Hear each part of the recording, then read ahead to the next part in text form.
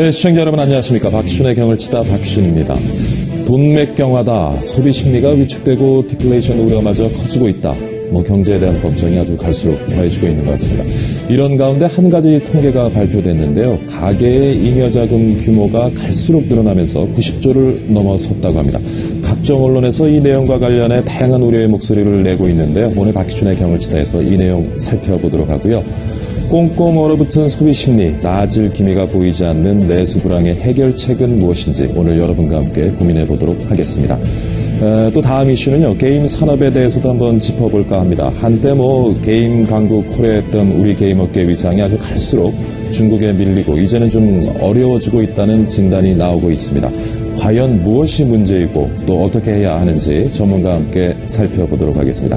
잠시 후에 찾아뵙겠습니다.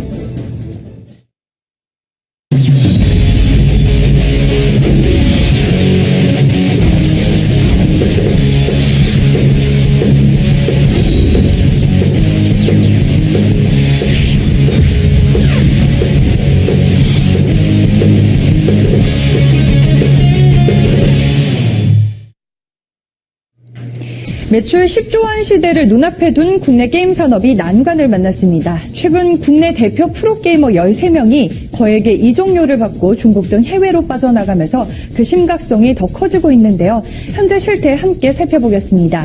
국내 PC방 점유율 1위를 오랫동안 차지하며 최고의 인기를 끌고 있는 리그 오브 레전드라는 게임이 있는데요. 이 게임의 프로팀들 중 전 세계 지역 최고의 12팀이 모여 월드 챔피언을 뽑는 롤드컵이라는 대전도 세계적인 인기를 얻고 있습니다. 그런데 지난해 롤드컵의 우승팀 주전 5명이 전원 중국으로 팀을 옮겼고요. 최근 마무리가 된 국내 리그의 4강팀 주전 12명 중 13명도 해외로 둥지를 옮긴 것으로 밝혀졌습니다. 업계에 따르면 이 중국으로 이적한 인류 선수들의 연봉은 2억에서 4억 원 규모로 추정이 된다고 합니다. 이렇게 인기 있는 프로게이머들의 이 이탈과 함께 리그 오브 레전드, 월드 오브 탱크 등 각종 게임 종목 대회도 현재 중국에서 개최가 되고 있습니다. 한국 e스포츠협회 김종성 팀장은 중국은 이미 오래전에 e스포츠 산업 규모 면에서 이 한국을 역전을 했고 2010년대에 들어선 후로는 대회와 이 방송 중계 운영의 질도 거의 차이가 없는 수준까지 올라갔다며 이 국내 게임 산업의 위기를 지적을 했는데요. 이렇게 내놓으라 하는 국내 프로게이머들의 이탈에는 그럴 만한 사정이 있습니다. 한국 게임 산업은 해마다 큰 규모로 성장해왔지만 이 국내 프로게임 선수의 대우는 그에 걸맞지 못한 상황입니다. 2013년 한국콘텐츠진흥원의 e스포츠 실태조사에 따르면 리그 오브 레전드와 스타크래프트 등 전체 e스포츠 프로 선수의 51.9%는 연간 수입이 1,200만 원 미만에 불과하고요. 이 고소득층이라고 할 수 있는 연봉 5천만 원 이상은 전체 선수의 10.2%에 불과한 것으로 집계가 됐습니다. 현재 게임 산업은 우리나라의 이 콘텐츠 수출의 60%를 차지하고 있고 관련 종사자만 무려 10만 명에 달하는 굵직한 문화산업입니다. 인기 게이머가 국내외 대규모 팬을 형성하고 이 한류 게임 콘텐츠의 확장성을 주도하는 만큼 프로게이머들의 대거 이탈은 자칫 국내 게임 산업 기반의 붕괴로 이어질 수 있는데요. 위기를 맞은 우리 게임 산업을 건실하게 키워나가려면 어떤 전략이 필요할지 지금부터 경을 쳐보도록 하겠습니다. 스튜디오 나와주시죠. 네, 이창진 아나운서 잘 들었습니다. 위기에 놓인 한국 게임 산업 어떻게 해야 하는지 오늘 말씀 나눠보도록 하겠습니다. 오늘 나와주신 분은요, 한국게임과학고등학교 정광호 교장이십니다. 안녕하십니까, 교장 선생님. 네, 안녕하세요. 반갑습니다. 학교 이름이 특이하네요. 예, 한국게임과학고등학교입니다. 그럼 이제 게임 개발하는. 예, 그렇죠. 예. 게임 개발을 하고. 예. 또 오늘 조금 전에 소개한 e스포츠 전공도 있습니다. 아, 그렇군요. 예. 자, 게임 강국 코리아는 이제 옛말이다 하는 탄식이 아주 커지고 있는데 예. 지금 국내 시장 상황이 좀 어떻게 보고 계시는지? 예, 게임 산업이 저희 나라에 이렇게 도입된 지가 약 20년 되다 보니까 예. 이 산업이 이제 커지면서 이제 부작용도 생기게 되고 예. 그에 따른 여러 가지 일들이 생기게 되는데 지금은 위기라고 얘기는 할 수 있으나 예. 우리 극복할 수 있는 상황이라고 생각하고 있습니다. 어떤 면에서 위기라고 보시는지? 지금까지는 예를 들면 온라인 게임 같은 경우는 예. 주로 이제 한국에서 시작을 했고 예. 그다음에 그것은 당연히 한국이 세계를 리드할 거라고 생각을 했는데 예. 지금은 상황이 좀 바뀌어가고 있는 상태다 보니까 외형적으로 봤을 때 상당히 위기를 느끼고 있는데 사실은 내부적으로 많은 인재들이 많은 것을 연구를 하고 있기 때문에 예. 다시 기회가 올 거라고 저는 생각하고 있습니다. 외국 게임사 국내 게임 시장 진출도 굉장히 활발한 것 같고요. 그러다 예. 보니까 국내 그 게임 시장이 외국 업체들한테 많이 좀 잠식을 당하고 있는 것 같은데 예. 현황 좀 한번 짚어봐 주시죠. 예, 지금 국내가 지금까지는 거의 저희들의 리그라고 생각을 했는데 예. 지금은 이제 한국 게임 시장이 세계 시장의 교도보라고 이렇게 생각들 하고서 굴제 회사들이 이제는 한국을 노크를 하고 있는 상태고 오히려 이것이 우리가 위기가 아니고 좋은 기회로 활용하게 되면 예. 오히려 찬스다. 저는 이렇게 생각을 부분적으로 하고 있습니다. 예.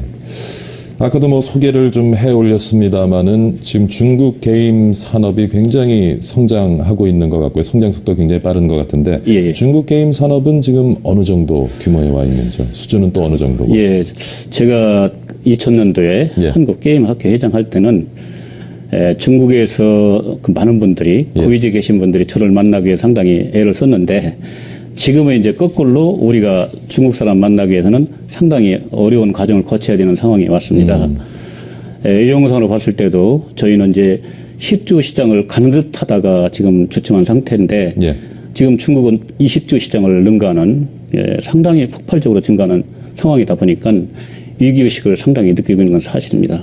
하나 우리가 지혜를 잘 모아서 대안을 세운다면 그 위기가 새로운 기회가 될 거라고 생각하고 있습니다. 지금 이제 지적하신 부분이 시장 규모거든요. 시장 예. 규모가 급속하게 커지고 있다는 말씀을 하셨는데 또 시장 규모 외에 어떤 그 게임 개발 역량이라든가 기술적인 측면은 어떻습니까? 기술 온라인 게임하면 거의 우리가 가져서 쓰는데 국내 그 게임 회사들이 어렵다 보니까 중국의 회사들이 인수를 하는 과정에서 기술은 이미 중국과 우리가 차등이 없다라고 인정을 해줘야 될 상황이 온 것 예, 예. 같고요. 그다음에 중국이 아까 말씀드린 시장 이미 크고 그다음에 텐젠트라는 회사는 이미 회사 하나가 규모가 거의 180조에 해당되는 규모의 회사가 탄생을 했기 때문에 예. 한국에서는 그 게임 회사들이 시가총액을 따졌을 때 예. 10억을 넘는 회사가 없어요. 그러니까 결과적으로 이 영상을 봤을 때는 중국하고 우리하고 똑같이 예. 똑같은 상황에서 이렇게 싸우기에는 역부족이다. 그러나 우리가 갖고 있는 장점을 최대한 활용해서 예. 그 파도를 잘 이용한다면 예. 새로운 기회가 될 수도 있다고 생각하고 있습니다. 지금 말씀하신 것처럼 국내 게임 업체들이 어려움을 겪으면서 중국 업체들에게 이제 인수 합병되고 있다는 말씀을 하셨는데 예. 그 원인에 이제 국내 시장이 기대만큼 커지지 않은 것도 있을 수가 있겠고요. 예, 그다음에 그렇습니다. 해외 시장 진출에 있어서 조금 역부족이 아니었나 싶은 생각도 드는데 예, 예. 교장선생님께서는 어느 쪽에 좀 방금 교수님께서 말씀하신 대로 정확한 지적을 해주신 것 같습니다. 우선 우리가 그 국내 내에서만 너무 활동을 많이 했다는 거 하고 그리고 실제로 타 나라 외국에서 얼만큼 우리를 그 먹기 좋은 시장으로 보고 있는지를 우리는 몰랐다는 거죠. 하나 지금 그 이 위기가 새로운 그 다림의 기회가 돼서 예. 지금은 이제 많은 업체들이 어렵다 보니까 국내 시장의 한계를 느꼈어요. 그러다 보니까 이제 수출을 하기 위한 전략을 그 밑바닥부터 지금 하고 있기 때문에 예. 조만간에 좋은 소식이 있을 거라고 기대가 되고요. 아쉬운 것이 있다면 정부가 게임 산업에 대해서 상당히 긍정적으로 인식하고 예. 진흥하는 쪽으로 적극적으로 올인한다 하더라도 세계 시장에서 살아남기 굉장히 어려운데 예를 들면 작년 같은 경우에 안타깝게도 그 여성가족부라든가 모 국회의원이 4대 악이라는 표현을 썼어요. 예. 그러면서 게임을 넣었는데 거기에는 마약, 뭐 중독, 예. 술 거기다 게임을 넣었어요. 그러니 그나저나도 그 4대 중독으로 넣었죠. 그러다 보니까 인식이 그나저나 굉장히 좋게 긍정적으로 가야 되는데 발목을 잡는 그런 아주 그 치욕적인 사건이라고 근데 이게 생각하고 사실 있습니다. 이제 게임 업체가 창업될 때 대부분 이제 내수 시장을 먼저 보고 어느 정도 기반이 만들어지면 이제 해외 진출을 주로 하곤 하는데 예. 말씀하신 것처럼 내수 시장에서 정부의 지금 정책이 진흥보다는 이제 규제 쪽으로 많이 가다 보니까 예. 사실 내수 시장 키우기가 좀 힘든 면이 있는 것 같은데 예. 근데 또 얘기 들어보면 이게 정부의 규제가 이해가 안 가는 면도 있습니다만은 우리 청소년을 부모님들은 사실이 게임 때문에 굉장히 참 고민들을 많이 하시거든요. 이게 예. 게임에 참 양면성이 있는 것 같아요. 그래서 예. 어떻게 보세요?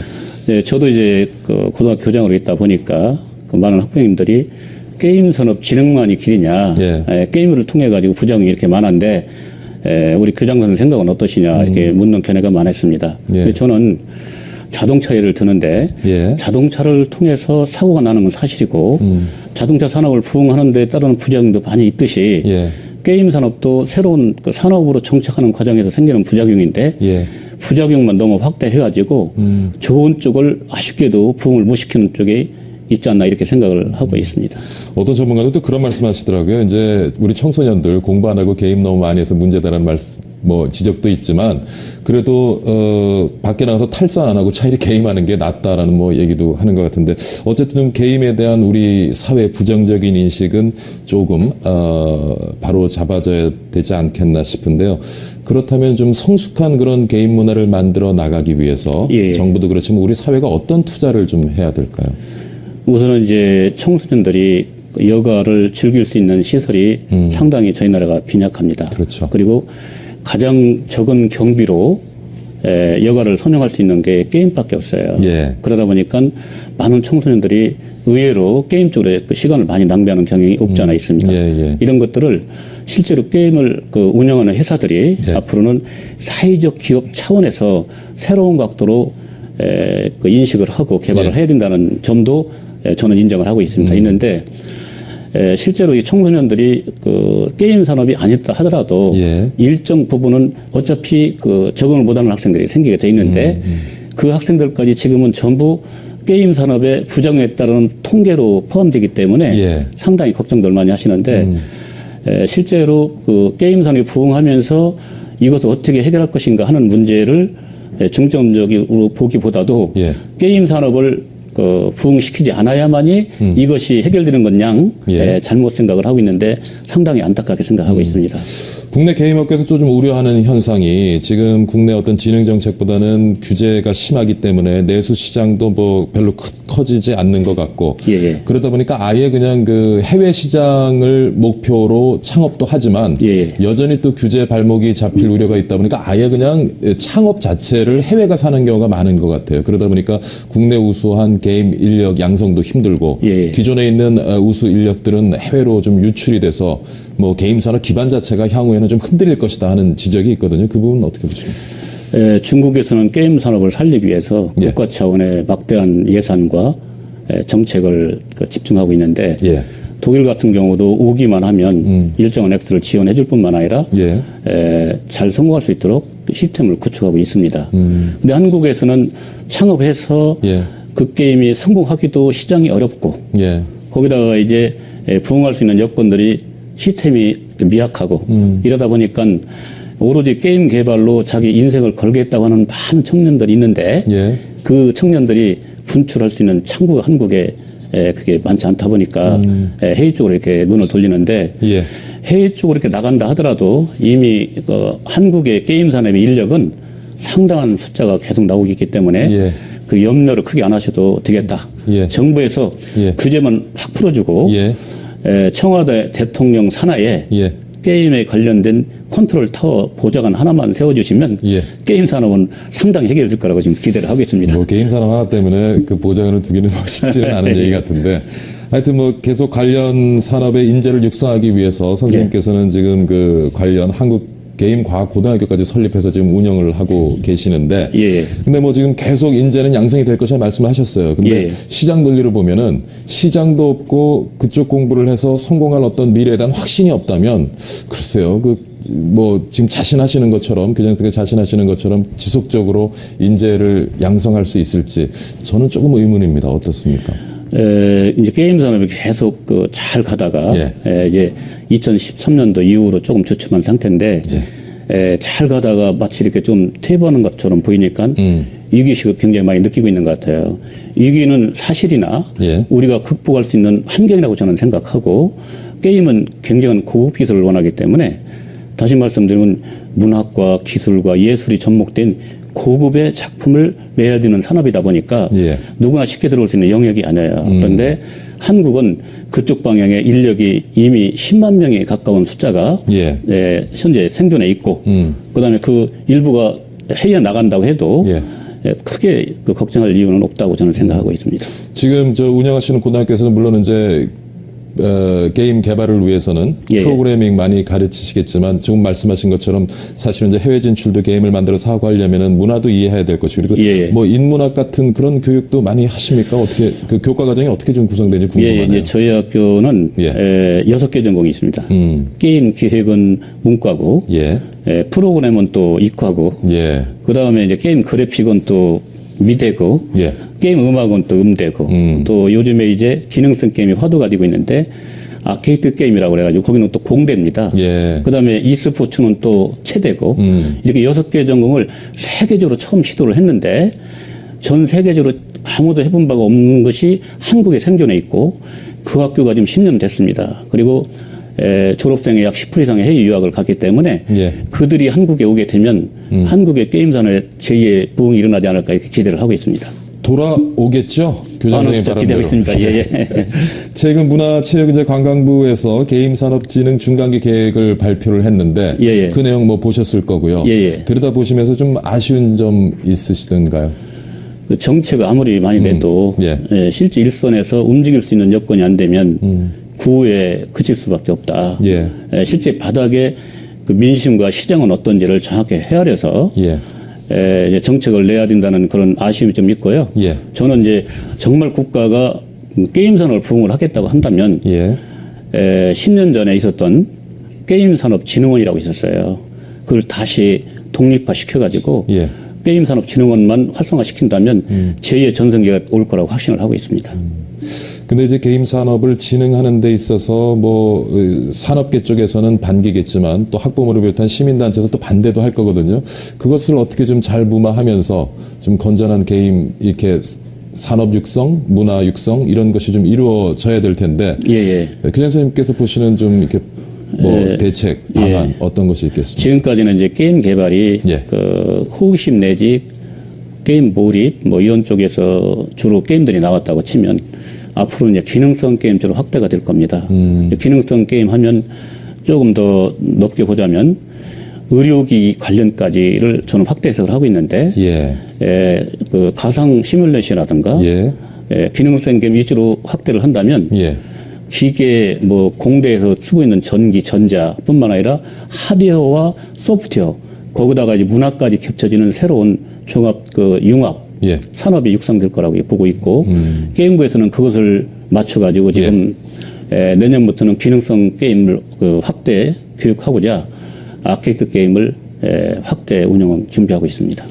지금 말씀하신 것이 가상현실이라든가 증강현실 쪽에 이제 기술들이 발전을 하게 되면 개인 산업과 연계되면서 굉장히 그 관련 산업 그 성장이 아주 기대가 되는데 좀 그쪽으로도 좀 많이 우리가 준비를 해야 되지 않을까 싶습니다. 그렇습니다. 지금 사실은 한국이 일자리 창출에 큰 문제잖아요. 그래서 저는 청년 일자리 창출은 물론 다른 분야도 많이 있지만 게임에서 찾아야 된다라고 오래전부터 얘기하고 있어요. 그 이유가 뭐냐면 우선 게임 자체가 고부가 가치 산업이고 그다음에 노동 집약 산업이에요. 그래서 지금 우리나라가 약 10조 시장이 지금 안 되고 있다고 하는데 20조 내지 30조 시장만 된다고 치면 수만 명 일자리가 또 창출되거든요. 그래서 정부에서 정말 청년 일자리 창출이 시급하다고 친다면 게임 산업을 적극적으로 육성하는 정책을 낸다면 많은 부분이 해결될 거라고 보고 있습니다.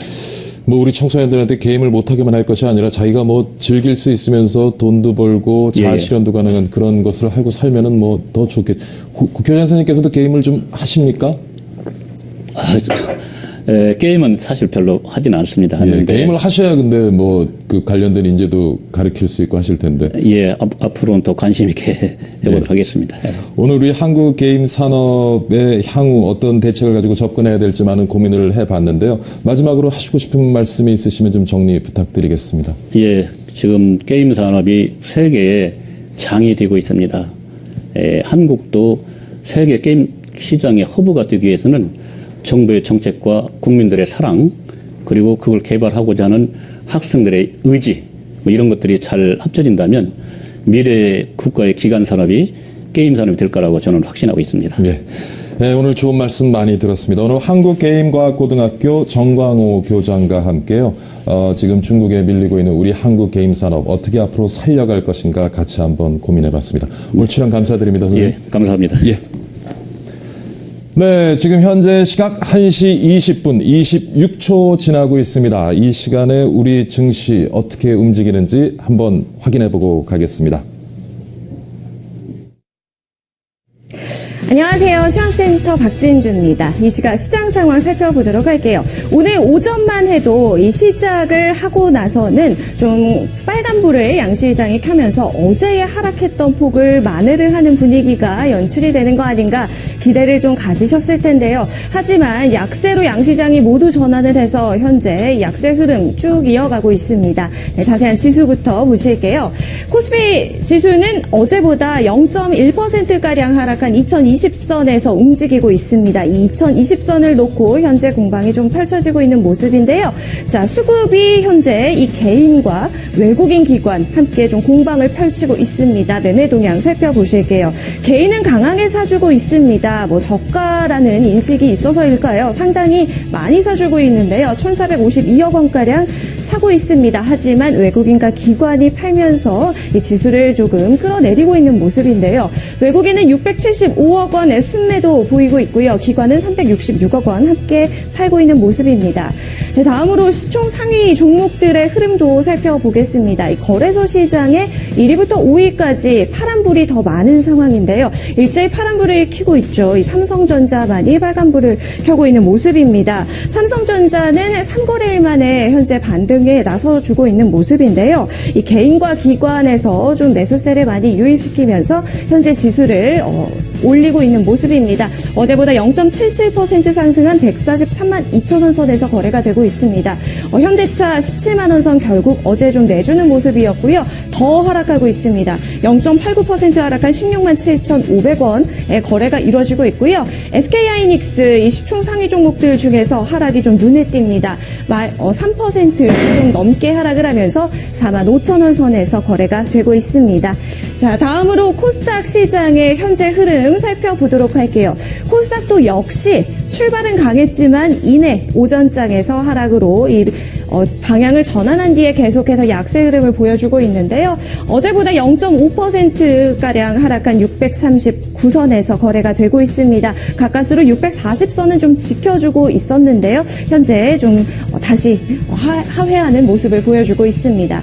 네, 이 시각 코스닥의 수급 동향도 살펴보도록 할게요. 어제와 똑같습니다. 그리고 거래소 시장과 이 매매 동향 좀 비슷한 모습인데요. 개인은 사고 외국인과 기관이 나란히 좀 팔면서 지수를 좀 압박을 하고 있는 모습인데요. 개인은 800억 원 넘게 사고 있지만 외국인과 기관이 현재 외국인은 462억 원, 기관은 298억 원 팔고 있는 모습입니다. 코스닥 시장의 시총 상위 종목들 1위부터 5위 종목들의 흐름도 들여다보도록 할게요. 셀트리온 오늘도 하락하는 모습입니다. 어제보다 0.7% 하락한 67,900원 선에서 거래가 되고 있고요. 다음 카카오 5거래일 만에 반등하고 있는 모습입니다. 0.27% 상승한 11만 2,800원 선에서 거래가 되고 있습니다. 네, 어제 지수가 많이 하락하고 있는 가운데 방어를 혼자서 해줬던 동서 오늘도 오르고 있습니다. 2% 어제보다 넘게 오르면서 29,000원 선에서 현재 거래가 되고 있는 모습입니다. 네, 이번 주의 흐름을 살펴보면은 그 전주 한 주와 비교해서는 상당히 축제도 금방 끝나는 모습이었고요. 좀 아무래도 기대도 컸다가 실망도 컸던 한 주였습니다. 하지만 다음 주가 되면요, 본격적으로 4월 시장이 펼쳐지게 되는데요. 4월에는 아무래도 이 어닝 시즌이 기다리고 있는 만큼 실적 개선이 좀 기대가 되는 종목들의 흐름, 네, 일찌감치 좀 살펴보시면서 투자 전략 세워보시면 좋을 것 같습니다. 지금까지 시황센터에서 전해드렸습니다.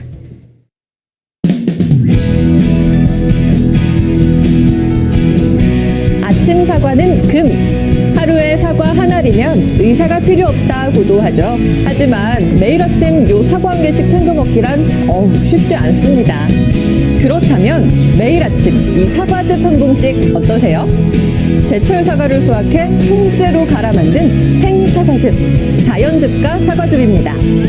사과 원래의 맛과 향을 그대로 위생적인 포장에 담아 안전하고 간편하게 즐길 수 있는데요. 맛은 기본, 보관도 간편, 그리고 가격도 착합니다.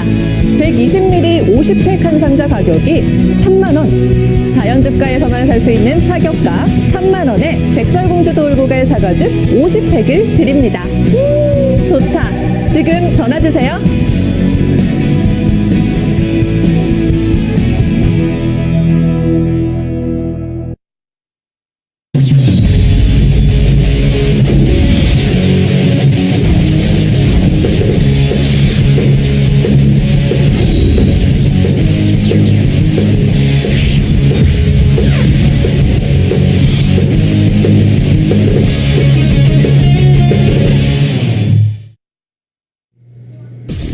집집마다 쓰지 않고 쌓아둔 여윳돈이 90조 원을 넘어섰다고 합니다. 그런데 여윳돈이라고는 하지만 정말 여유가 있어서 모은 돈이 아니라 문제가 되고 있습니다. 최근 한국은행이 발표한 2014년 중 자금 순환에 따르면 가계와 비영리 단체 잉여 자금 규모는 91조 7천억 원으로 전년보다 이제 4조 3천억 원 증가한 것으로 집계가 됐습니다. 가계 잉여 자금은 2012년 77조 6천억 원, 2013년에는 87조 4천억 원을 기록을 하면서 해마다 늘어나는 추세를 보이고 있습니다. 이렇게 가계가 돈을 쌓아둔 이유는 이 고령화와 가계부채 등의 이유로 소비를 크게 줄였기 때문인 것으로 나타났습니다.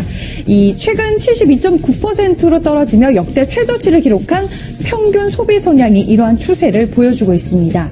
풍년이라 먹을거리가 많은 게 아니라 풍년을 걱정해 안 먹고 쌓아둔 게 넘치다 보니 문제가 되는 형국인데요. 이렇게 불황으로 소비가 위축되는 악순환을 끊고 굳게 닫힌 지갑을 열게 하려면 어떤 해법이 필요할까요? 계속해서 경을 쳐보도록 하겠습니다. 스튜디오 나와주시죠. 네, 이창진 아나운서 잘 들었습니다. 요즘은 정말 돈 쓰기 무섭다 하는 분들 많으신데요. 얼어붙은 소비 심리가 내수에 더 찬물을 끼얹는 악순환으로 이어지는데 참 방법이 있을지 모르겠습니다. 오늘 말씀 좀 나눠보겠습니다. 이번에 나와주신 분은요, 건국대학교 경제학과의 최백은 교수입니다. 어서 오십시오, 교수님. 네, 안녕하세요. 네, 잘 지내셨죠? 네, 예. 자, 얘기를 좀 들어봤는데 가계 여윳돈이 90조 원이 넘었다. 예. 뭐 여윳돈 많으면 얼핏 들으면 반가운 얘기인데 이게 또 무슨 소리인지 모르겠습니다. 예, 여윳돈이라는 것이 일단 가계가 자기가 갖고 있는 자금을 운용하는 측면이 있을 것이고요. 예. 그다음에 또 때에 따라서 자금을 조달을 해야 될 경우도 예. 있지 않겠습니까요? 자금을 이제 운용한다는 것은 뭐 예금이라든가 주식이라든가 보험 등에다가 이제니까요. 이렇게 예. 운용을 할 수 있겠고 또 대출을 받아서 이제 빌릴 수도 있고 그렇잖아요. 그 차액이 이제 그러니까 91조 7천억 원이라는 얘기입니다. 지난해 그러니까요. 그러니까 그게 이제 지난해, 그러니까 2013년도에 비해서 그러니까 한 4조 정도 늘었다는 얘기를 지금 아나운서가 소개해 줬었는데요. 예. 그런데 이건 결국 뭐냐면은 가계가 여유 자금이 있으면은 한편으로는 뭐 좋은 측면도 있지만요. 예.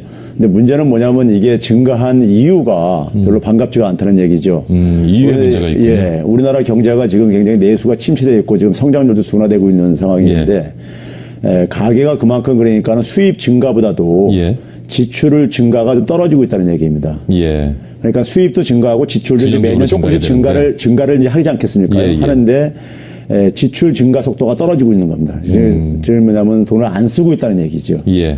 이제 문제는 이제 아까 이제 아나운서가 소개했듯이 평균 소비 성향이 지난 한 10년 사이에 한 5% 정도 떨어졌어요. 네. 평균 소비 성향이라는 것이 가계가 쓸 수 있는 소득 중에서 예. 뭐 이렇게 다 세금 같은 거 내고 난 이후에 쓸 수 있는 소득 중에서 이제 그 소비가 차지하는 비중인데요. 평균 소비 성향이라는 것이요. 예, 그게 예. 한 5% 정도 줄어들었습니다. 특히 이제 하나 주목할 것은 뭐냐면 소득계층 중에서 최하위 소득계층이요. 우리가 예. 이제 10등분은 안 왔을 때 가장 최하위 10%요. 예. 이 소득계층들이 외환위기 이후에 항상 그러니까 적자였었습니다. 즉 뭐냐면 소득보다도 더 많이 지출을 지출이, 했었어요. 예. 왜 그러냐면 소득이 워낙 열악하다 보니까요. 근데 지난해 이 소득계층조차도 자기 소득을 다 쓰지 않았습니다. 그러니까 자기 소득이 100일 때 그러니까 95분이 안 썼습니다. 예. 그만큼 국민들이 그러니까는 소비 심리가 완전히 얼어붙었다는 얘기죠. 예. 교수님, 근데 이제 이해가 좀 가는 것 같은데, 예. 근데 지금 가계 부채가 1,000조 아닙니까? 예, 예. 참 이거 가계부채 걱정해야 되고 또 우리 가계의 여윳돈 잉여장염이 또 늘어난다는 것 이것도 걱정을 해야 되고 이거 좀 어떻게 접근을 해야 될지 모르겠어요. 어떻게 보게 되면은 그 여윳돈도 많으면서 부채가 많다는 게 이해가 안 갈 수도 있을 것 같은데요. 그렇죠. 시청자들이 볼 때는요. 예. 근데 이제 이게 지금 이제 평균 수치이기 때문에요. 예. 그래서 여유 자금이 그러니까 가게마다 다 똑같이 갖고 있는 건 아니거든요. 좀 여유 있는 사람들은 더 많이 갖고 있을 수 있고 예. 여유 없는 사람들은 마이너스일 수도 있고요. 그렇죠? 그래서 이게 예. 평균치이기 때문에 그런 거고요. 그다음에 가계 부채는 그럼 아무래도 그러니까 이제 상대적으로 소득이 낮은 사람들이 아무래도 부채를 많이 가질 수밖에 없는 거고요. 예. 그런 부분인데 가계 부채가 늘어나니까는 사실 그러니까 그 압박으로 인해 가지고 지출을 줄이고 있는 겁니다. 이미 이게 2003년도부터 이게 진행이 됐어요.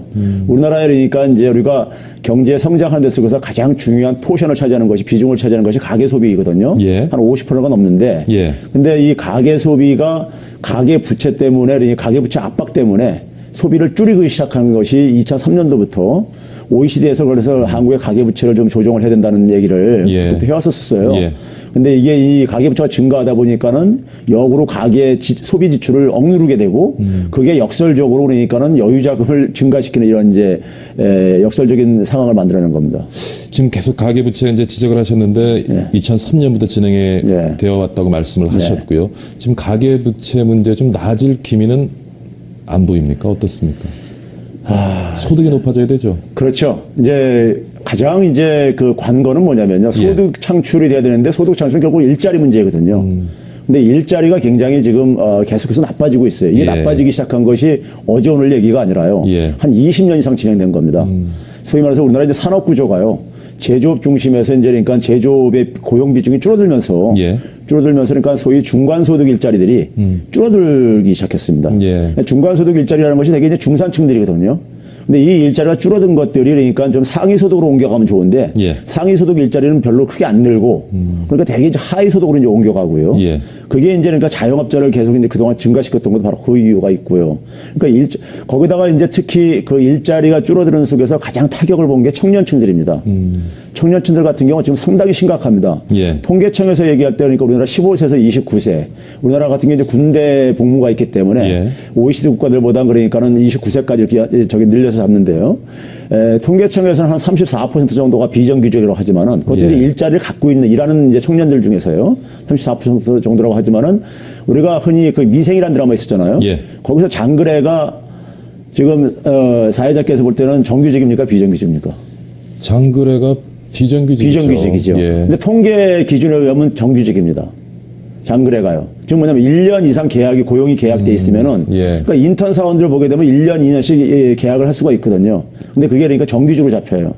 그래서 우리가 실제 현실에서 느끼는 거하고 그다음에 통계 수치하고 굉장히 괴리가 있거든요. 그래서 그런 것을 조정해서 봤을 때 보게 되면 한 54%까지 뛰어 올라가는 청년층 그 비정규직이요. 근데 청년층들 중에서 오히려 구직 포기자도 꽤 있거든요. 그렇다 보니까는 사실은 제가 볼 때는 한 10명 중에서 한 7, 8명 정도가 사실상 그러니까 제대로 된 일이 없다는 얘기입니다. 청년들 같은 경우에. 근데 이게 갈수록 악화될 가능성이 더 심하다는 얘기입니다. 이게 왜 그러냐면은 제가 아까 얘기했던 탈공업화가요. 92년도부터 진행됐는데요. 그러니까 보니까요. 삼성전자하고 페이스북이 기업 가치는 비슷한데 고용할 수 있는 그 종업원 수를 보니까 한 20분의 1밖에 안 돼요. 그렇죠. 그러니까 이제 지금 말씀하신 것처럼 그 영향이 클 것 같습니다. 그래서 이게 그 일자리가 청년들한테 특히 이제 타격이 심한데 이게 지금 우리나라 92년도부터 진행됐거든요. 92년도면은 73년생들입니다. 대개가요. 그 이제 그 92년도에 대학을 이제 진학한 애들이 73년생들이에요. 그 73년생들이 지금 보게 되면 40대 한 이제 중반 치닫는 이제 나이들이거든요. 그런데 요 층들부터 이제 그러니까 사실은 일자리 고용이 굉장히 불안정해질 가능성이 더 커지고 있어요. 이게 이제 탈공업화 진행됐기 때문에 지금 현재 우리나라 이제 그러니까 정년퇴직이 1차 정년퇴직 기간이 한 52세 정도로 평균 되게 얘기를 하는데 근데 그게 더 지금 이제 그러니까 줄어들 가능성이 크다는 얘기입니다.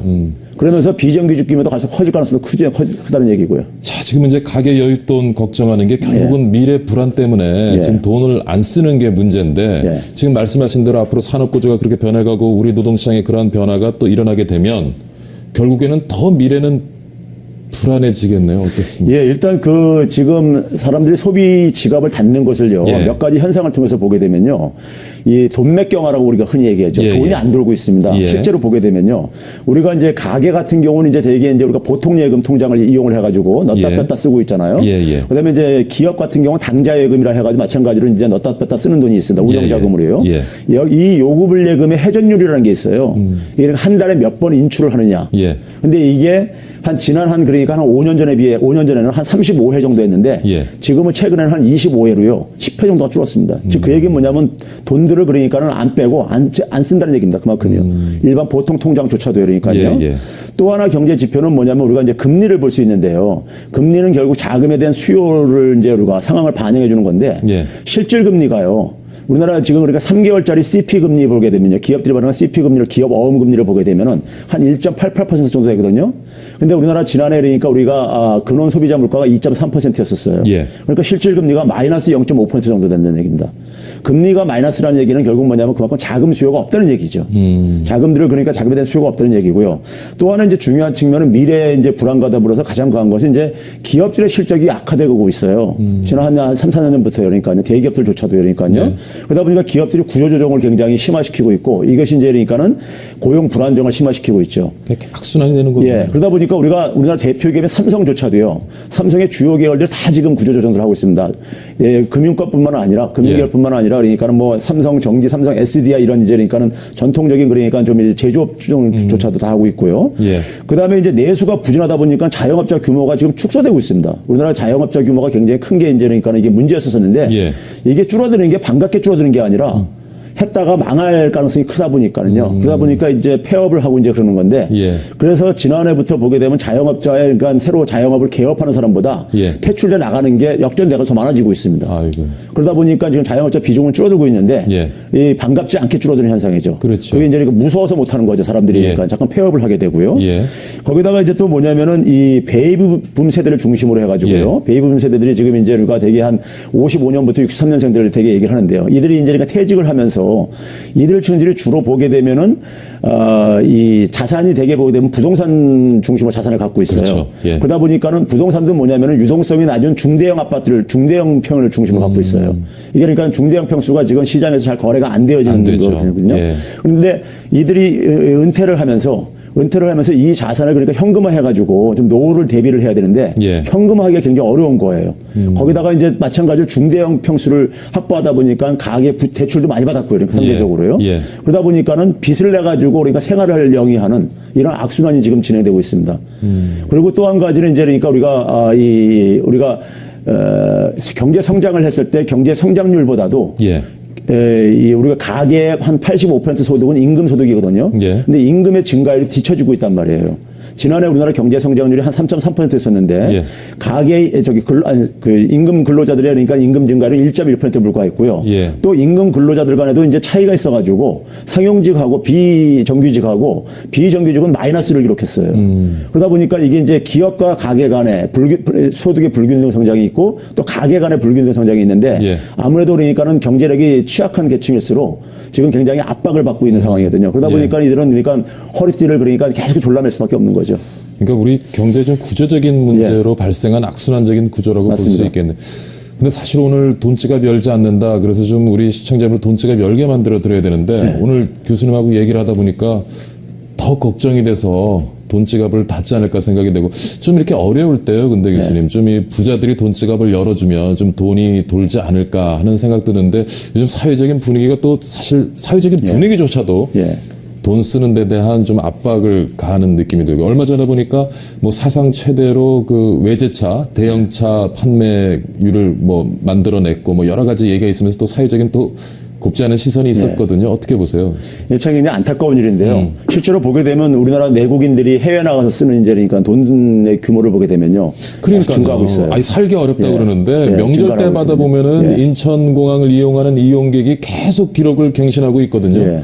지난해만 해도 해외에서 쓴 카드액이 한 14조 정도 될 정도로요. 예. 그러니까 그 돈이 만약에 그러니까 물론 우리가 해외 나가는 것을 우리가 뭐 바람직하지 않다고 얘기할 수는 없지만은 그 돈을 국내 쓰게 됐으면 굉장히 경제에 도움이 되지 않았겠습니까요? 근데 이제 이런 부분들이 어떻게 보면 앞에서 얘기한 거하고 이제 맞물려 있는 부분들이 있습니다. 그러니까 뭐냐면 이제 불평등이 심화되고 그러다 보니까는 예. 사회 갈등이 심화되어져 가지고 예. 갈등이 심화되어지다 보니까는 돈이 있는 사람들도 그러니까는 돈을 쓰는 것에 대해서 심리적인 눈치 보이는 압박을 거죠. 눈치 보이고 그럴 수가 있죠. 예. 거기다 이제 또 한 가지 뭐냐면 우리나라 같은 경우 이제 그러니까 이 부자들에 대한 이미지가 선진 국가들에 비해서 굉장히 부정적인 것들이 많아요. 예. 근데 그 이유는 이제 그러니까 어떻게 보게 되면 상대적으로 공정성이 좀 이제 떨어지다 보니까는 이제 부의 축적에 대해서 일반 많은 사람들이 오해 내지는 불만을 갖고 있는 경우도 많이 있어요. 예. 그런 것들이 이제 그러니까는 이게 결합되면서 이 그 부유층들이 그러니까 국내에서 돈 쓰는 것을 굉장히 이제 부담 갖게 만드는 이제 이런 일조를 하고 있죠. 예. 자, 그것도 좀 안타까운 것 같아요. 지금 자본주의 사회임에도 불구하고 그렇죠. 부자들이 뭐 열심히 일해서 이제 부를 축적한 데 대해서 존경을 받아야 되는데 그렇죠. 그 곱지 않은 시선을 받는다는 것 그 자체가 좀 우리 사회 맞습니다. 또 하나의 구조적인 문제가 아닌가 싶은데요. 자, 그러면 교수님 좀 어떻게 해야 되겠습니까? 소비 심리에 어떻게든 좀 살려내야 되겠는데 지금 그러니까 이 지금 상황에서는 그러니까 이게 악순환되는 골을 끊어야 되거든요. 예. 그러니까 있는 사람들은 그나마 좀 썩게 해야 된단 말이에요. 예. 그럼 이제 경제가 우리가 심리라는 말이 있습니다. 흔히 예, 경제는 예. 심리다 이런 말이 있는데 결국 뭐냐면 심리가 그러니까 죽어가고 있다는 얘기는 미래가 굉장히 불확실하고 자신감이 떨어지고 있는 거예요. 예. 그러니까 정부가 이럴 때는 그러니까 미래에 대해서 좀 밝은 전망을 만들어줘야 돼요. 미래가 그러니까 우리가 어떻게 보게 되면 앞으로 이렇게 좀 나아질 가능성이 있다. 지금은 예. 힘들지만은 예. 이런 걸 좀 보여줘야 되는 겁니다. 그러기 위해서는 정치권들이요, 사실은요. 정치권들의 역할이 굉장히 중요합니다. 정치 리더들이 그러니까요. 예. 예를 들어서 그러니까 우리가 지금 이제 일자리 문제가 굉장히 중요하다고 하면요. 일자리 문제에 대해서 좀 여야가 사실 우리가 일자리 문제 해결하는 것이 그러니까 우리가 하루아침에 해결할 수 있는 문제는 아닙니다. 그렇죠. 여러 가지 이제 교육 시스템도 맞물려 있고 여러 가지 산업 구조도 맞물려 있기 때문에요. 예. 근데 이게 그러니까 정권 임기 내에 그러니까는 예. 어떤 그러니까 경기 부양을 통해서 어떤 뭘 실적을 얻으려고 하기보다는 이게 그러니까 정권이 바뀌더라도요. 예. 경제 체질을 개선하는 차원 속에서 접근을 하기 위해서는 여야가 같이 머리 맞대고 예. 거기다 뭐 이제 그러니까 지식인 사회도 같이 머리 맞대 가지고요. 예. 해결책을 찾은 다음에 그것을 그러니까 장기적으로 정권이 바뀌더라도요. 예. 이건 야당이 정권을 잡더라도 똑같은 문제에 직면할 수밖에 없어요. 야당이 잡는다고 해서 이게 갑자기 바뀔 수 있는 문제는 아닙니다. 그러니까 이게 그러니까 그래가지고 꾸준하게 추진하게 되면은 국민들이 일단 믿음이 생깁니다. 그렇죠. 아, 뭔가 우리도 해낼 수 있겠구나 하는 이런 것들이요. 그렇게 되면 이제 그러니까 우리가 있는 사람들 같은 경우 좀 이제 지갑을 열 수 있고 근데 미래가 굉장히 불확실하고 미래가 계속해서 오히려 부정적으로 자꾸만 전망되다 보니까 예. 자꾸만 사람들이 있는 사람들조차도 그러니까 자꾸만 현금 유동성을 더 확보하려고 하고 있고 이제 이런 악순환이 되풀이되고 있죠. 예. 그러니까 참 우리 정부가 지금 말씀하신 것처럼 좀 지속 가능한 정책을 가지고 미래의 비전을 제시해야 될 텐데 저는 어떤 생각이 드냐면 얼마 전에 또 이제 기업들 돈 안 쓴다고 또 세금 물리게 하겠다.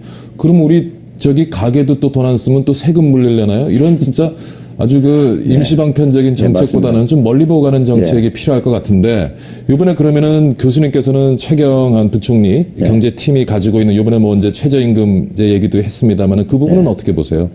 필요한 부분을 건드렸다고 보시는지요? 아니면 최저임금 문제는 그러니까 사실 좀 저는 이제 객관적으로 볼 때 조금 인상할 필요는 있다고 봐요. 우리나라가 지금 보게 되면은 그 평균 임금에 비해 가지고 예. 그래서 평균 임금에서 한 35% 정도 수준이거든요. 예.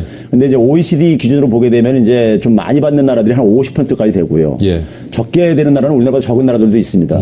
그래서 제가 볼 때는 한 40, 한 2, 3%까지 학계에서 예. 많은 사람들이 동의하는 부분인데 그 정도까지는 예. 그게 그렇게 되게 되면 지금 한 5,580원에서 한 6,800원 내지 한 7,000원 정도까지 예. 이런 좀 이제 끌어올려줄 필요가 있다고 봅니다. 근데 최저임금은 사실은 그러니까 이게 일회성적인 저 차원이지 그렇죠. 이 근본적인 해결책은 안 됩니다. 구조적인 해결책은 아니겠죠. 거기다 또 한 가지 뭐냐면 최저임금도 조차 못 받는 근로자들이 굉장히 많아요. 200만 명이 넘습니다. 그분들이 문제인 거죠. 예, 굉장히 많거든요. 그만큼 이제 뭐냐면 영세 사업장이 예. 굉장히 우리나라 이제 사업 구조가 굉장히 그러니까 영세 사업장이 굉장히 많다는 얘기입니다. 최저임금조차 주기 힘든 예. 그런 점에서 기업 입장 속에서는 사업 구조를 그러니까 좀 다각화하고 업그레이드 시킬 필요도 있고 국민 경제 차원 속에서는 지금 제조업 중심으로 되어 있는 것을 산업 구조를 조금 더 그러니까 업그레이드하고 산업 체계를 다양화시키는 이런 노력이 좀 필요해요. 예. 그런 것을 통해 가지고 좀 우리 특히 청년층을 중심으로 해 가지고 좋은 일자리를 만드는 문제로 이게 좀 초점을 잡혀야지 이런 문제는 근데 돈을 풀고 재정 부양이라든가 통화 금리 내려 가지고 될 문제가 아니거든요. 문제가 아니죠. 이런 것들은 그러니까 임시적으로 잠깐 반짝 효과 내고 나서 오히려 부작용만 큽니다. 자, 그럼 부작용도 있을 수 있고요. 예. 뭐 작년에 또 보면은 이제 담배값 인상이 아니었으면 우리 물가가 마이너스 증가율을 기록했다라는 얘기도 있는데 그러다 보니까 이제 주변에서는 우리도 일본처럼 디플레이션에 장기적으로 빠지는 것이 아니냐 이런 지적이 심심찮게 나오고 있거든요. 교수님 견해는 어떠세요? 저는 사실상 지금 우리가 이제 학자들이 얘기하는 교과서적으로 얘기하면 디플레이션은 아닙니다. 그러니까 물가 상승률이 떨어지기 때문에 디스인플레이션인데 예. 저는 이건 사실은 근데 이제 이게 그 우리가 형식 논리고요. 예. 내용상으로는 사실상 디플레이션의 진입 초기에 있다고 저는 봐요. 아이고. 예, 왜 그러냐면요. 일단 보게 되면은 그 산업 생산 추이가 예. 우리나라 광공업이 중심인데 광공업이 일단 마이너스로 돌아섰습니다. 산업 생산이요. 예, 예. 거기다가 뭐냐면 이 사실상 앞에서 제가 돈맥 경화를 얘기를 했지만은 유동성 함정 상태에 사실상 진입하고 있습니다. 유동성 함정이라는 것은 그래서 돈을 풀어도 예. 이게 그러니까 수요로 연결이 안 되어지는 경우예요. 돈 풀어가지고 그러니까 이게 수요를 살려야 되는데 평상시에는 또 숨어 사라지는데 들어가는군요. 예, 이게 숨어 들어가고 그러는 거죠. 그래가지고 3월 달에 그러니까 금리를 인하하지 않았습니까요? 예. 근데 어저께 한국은행에서 예. 기대 인플레이션을 발표했는데 오히려 더 떨어졌어요. 지금 뭐 금리 인하가 효과가 없다는 얘기죠. 금리 인하 효과 없다는 얘기는 제가 다른 방식도 많이 얘기를 했었는데 예. 근데 그러니까 오죽 답답했으면 했겠냐마는 예. 사실 근데 금리 인하했을 때 많은 부작용도 있거든요. 예. 가계 부채가 증가하는 거라든가 이런 것들이요. 아니면 그다음에 이제 가계의 저축 이자 소득이 줄어든다라든가 예. 이런 것들도 있거든요. 그런 점에서 이제 그러니까는 정부가 그러니까 계속해서 통화를 많이 풀거나 재정을 많이 부양을 해가지고 자꾸만 접근을 하려고 하는데 이게 지금 이거 가지고 좀 해결될 수 있는 상황이 아니라는 얘기입니다. 시장은 지금요. 전혀 먹히질 않는군요. 지금 우리나라의 경제 문제가 그런 걸로 지금 해결될 수 있는 상황이 아니라는 것에 이 깊은 좀 성찰을 해가지고 아까 앞에서 얘기했듯이 좀 근본적인 체질 개선에 예. 좀 해가지고 국민들이 굉장히 잘 알아요. 그렇기 때문에 그런 정책을 써가지고 효과가 없다는 걸 알기 때문에 별로 기대를 안 해요. 근데 국민들이 기대를 갖게 해줘야 되거든요. 그렇죠. 예, 기대를 갖게 해주려면은 정책이 제대로 나와야 됩니다. 그래야지만이 이제 좀 뭔가 좀 달라지겠구나 하는 예. 이런 느낌을 줘야 됩니다. 참 얘기 들어보니까 좀 더 암울하기도 한데 결국에는 이제 또 지갑 닫는 것 중에 미래, 멀리는 이제 노후 생각을 하게 되거든요. 예. 오늘 또 교수님도 학교에 계시지만 이제 사학연금 얘기 나왔는데 제가 이렇게 오늘 들여다보니까 기사를 교수님 연배까지는 그래도 뭐 괜찮을 것 같은데 저의 연배는 쉽지 않겠더라고요. 근데 저희도 지금 월급 받아 생활을 합니다만은 그래도 연금이 있기 때문에 그래도 소비를 하면서 살거든요. 예. 근데 그것이 힘들다고 생각이 되면 저 자신부터도 이제 또 지갑을 닫게 될 것 같아요. 앞으로 우리 국민들 노후 이 문제 좀 해결이 돼야 될 것 같은데 어떻습니까? 그러니까요. 이게 지금 그 노후가 갈수록 불안해지는 게요. 이게 좀 악순환 고리에 지금 얹혀져 있는 건데요. 그래서 아까 지금 이제 연금을 얘기했지만은 과거에 연금 설계할 때는 말이에요. 연금 설계할 때는 그러니까 한 60살 정도까지 일을 하고 그 이후에 되면 기대 수명도 굉장히 좀 지금보다는 그러니까 우리가 적게 계산을 했고요. 예. 했고 그다음에 당시의 성장률을 가지고 되게 추계를 한 거란 말이에요. 고도 성장기에 그러니까요. 성장을 하게 되면 그만큼 성장률이 높아지게 되면 그만큼 세금 수입이 높아지기 때문에 예. 정부의 재정 수입이 높아지기 때문에 그걸 감당할 수 있는데 예. 그 예상과 달리 굉장히 빠르게 지금 그러니까 이게 둔화되고 있단 말이에요. 정부 예상치라든가 한국의 예상치보다도 예. 성장률이 매년 그러니까 오히려 더 둔화되고 있단 말이에요. 추계를 수정하고 예. 하고 있듯이요. 그런 점에서 결국은 우리 지금 경제 구조를 앞에서 체질을 예. 결국은 노후 문제라든가 미래 불확실성을 제거하기 위해서는 일자리 문제 그러니까 이게 초점이 저는 있잖아요. 이게 관건입니다 이게요. 예. 관건이기 때문에 여기에 온 그러니까 우리의 에너지를 다 쏟아가지고 그게 결국은 기업에는 결국 뭐냐면 이 사업 구조를 업그레이드 시키는 문제가 맞물려 있습니다. 예. 좋은 일자리 만드는 거 하고요. 예. 이런 것들이 해결되지 않는 이상에는요. 예. 이 사실은 그 가게라든가 정부는 갈수록 가난해질 수밖에 없을 겁니다. 그래서 갈수록 허리를 졸라매게 될 수밖에 없는 이런 악순환 꼴에 빠질 수밖에 없습니다. 자, 장기적으로는 좀 우리 시장의 뭐 주체죠. 국민들한테 좀 비전을 제시해 주는 것이 좋겠고 그 문제를 구조적으로 접근하려면 우선 급한 게 일자리다라는 말씀을 하셨는데 자, 그럼 일자리 좀 늘리기 위해서 그래도 뭐 멀리 보는 비전도 우리가 만들어내야 되겠습니다. 지금 시급한 뭐가 할 것이 있지 않겠습니까? 일자리를 만들기 위해서는 좀 어디부터 좀 건드려야 되고 지금 요즘에 이게 시장 보면 참 답답하거든요. 뭐 어디서 손을 내야 될지. 저는요, 그 박근혜 정부가 출범할 때 창조경제 얘기했었잖아요. 예. 저는 그게 그 당시에 좀 깜짝 놀랐었어요. 왜냐하면 이제 우리나라 경제 체질을 강화하는 데 속에서 예. 좀 제대로 짚은 것 같아가지고요. 지금 뭐냐 제조업 중심에서 좀 경제를 한 단계 질적으로 업그레이드 시키는 거거든요. 예. 업그레이드 시키는 건데 사실 지난 3년을 보게 되면은 창조경제를 제대로 이해를 못하고 있구나 하는 이런 느낌을 좀 받아요. 그래서 누가 우리가 이해를 못하고 있는 정부가요. 것입니까? 정부가? 예. 창조경제를 얘기한 정부 해당 그 부처조차도 예. 제대로 이해를 못하고 있던 것을 느껴요. 지금 뭐냐면 창조경제는 제조업하고 전혀 다른 성질을 갖고 있습니다. 예. 근데 우리나라는 창조경제를 제조업 사고로 접근하고 있어요. 거기에 가장 대표적인 예가 뭐냐면요. 예. 창조경제, 창조산업을 제일 먼저 말한 나라가 일본의 노무라 연구소예요. 90년대에 말했고 일본이 90년대 후반부터 창조산업 육성을 정책적으로 갑니다. 예. 일본이 산업정책이 굉장히 발달한 나라인데요. 예. 근데 굉장히 지난해 굉장히 충격적인 보고서가 나왔습니다.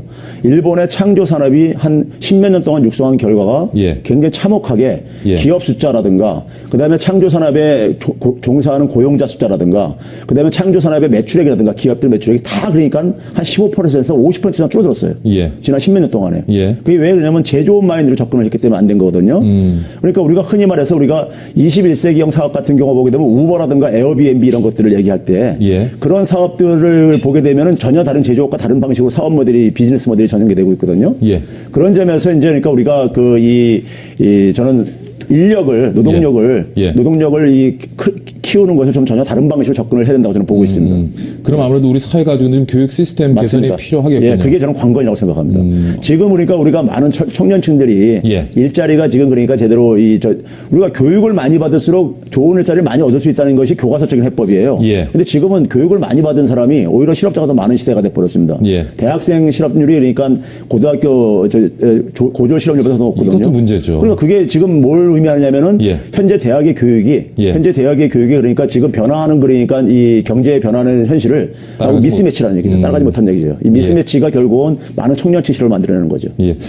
교수님 오늘 참 많은 얘기를 했는데 좀 정리 좀 해주십시오. 지금 시간이 뭐 한 이제 1분 정도 남았는데요. 오늘 말씀하신 많은 내용을 조금 정리 한번 해주는 기회를 가졌으면 좋겠습니다. 예, 우리나라 국민들은요. 예. 제가 볼 땐 굉장히 인내심도 있고 희생할 줄도 알고요. 예. 그다음에 어떤 도전 정신도 굉장히 강한 민족이에요. 우리가 지난 한 3, 40년 만에 그러니까 우리가 굉장히 선진 국가들이 한 1, 200년 동안 해내는 것을 해냈잖아요. 예. 그런 점에서 저는 국민들의 저력을 믿는데 예. 그것을 잘 그러니까 에너지를 오거나이즈 해줄 사람이 결국은 정치 리더들입니다. 정치 리더들인데 정치가 굉장히 중요하다는 것이 예. 정치가 경제를 발목을 잡고 있다는 얘기를 선진 국가들도 그런 얘기 많이들 해요. 예. 그러니까 정치가 그러니까 사실 그러니까 국민들이 그 에너지를 그러니까 분출할 수 있도록 예. 그래서 적어도 그러니까는 미래를 위해서 참을 수도 있고 협조도 할 수 있게끔 이렇게 만들어야 되는데 예. 정치권이 그게 아니라 정파적인 이익 가지고 아니면 그다음에 이게 단기적인 어떤 하나 이런 목표를 추구하다 보면은 예. 결국 체질만 결국 갈수록 악화되기 때문에 예. 정치가 굉장히 중요하다는 것을 좀 이제 당부드리고 싶어요. 결국 교수님하고 얘기하다 보니까 또 정치가 문제네요. 자, 얼어붙은 소비 심리 살리기 위해서 우리가 무엇을 좀 해야 될지 건국대학교 경제학과의 최백은 교수님과 함께 많은 고민 함께 해봤습니다. 오늘 많이 배웠습니다, 교수님. 예, 감사드립니다. 자, 오늘도 뭐 이런저런 얘기를 나눠봤는데 굉장히 답답하군요. 우리 좀 전에 그 최백은 교수님 말씀대로 우리 국민들은 할 준비도 되어 있고 할 열정도 있습니다. 정부가 앞으로 조금 장기적인 비전을 제시해주면서 우리 국민들을 한데 모아갔으면 하는 바람이고요. 오늘 시청해주신 여러분 감사드립니다. 저는 다음 주 다시 건강한 모습으로 찾아뵙겠습니다.